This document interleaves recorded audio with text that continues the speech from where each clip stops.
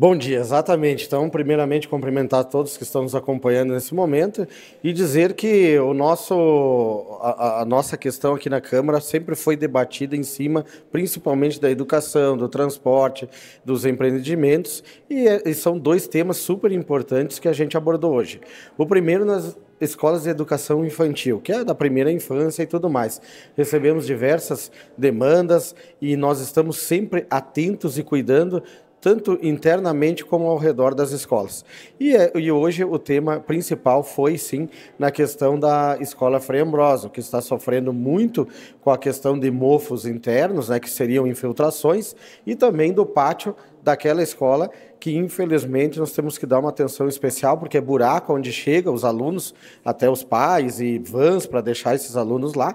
É a maior escola de educação infantil conveniada do município e nós temos que dar uma atenção especial. Hoje à tarde a gente vai se reunir com a secretária para poder entender como é que está a questão das reformas. E também falamos num segundo período na questão das concessões, né, que foram concessionadas para esta CSG, que é a concessionária da Serra Gaúcha, que hoje ela está administrando por 30 anos as rodovias do nosso estado.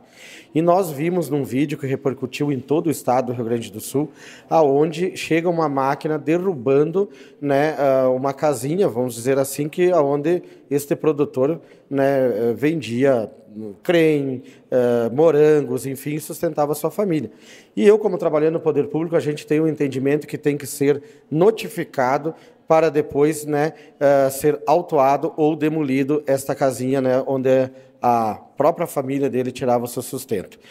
Não foi o que aconteceu, a gente tem informações que eles simplesmente chegaram lá e fizeram essa derrubada, e nós precisamos entender que as pessoas precisam empreender, precisam ter geração de renda, trabalho e emprego para sustentar as suas famílias, e não podemos admitir que a empresa chegue de uma hora para outra, além de fechar o acesso de Forqueta, além de fechar vários acessos entre Flores da Cunha e Antônio Prado, agora mais essa situação com essas pessoas que vivem ao lado da rodovia tirando seu sustento. Então a gente fez essa nossa manifestação e esperamos que o governo do estado tenha um entendimento que possa abrigar essas pessoas no local adequado.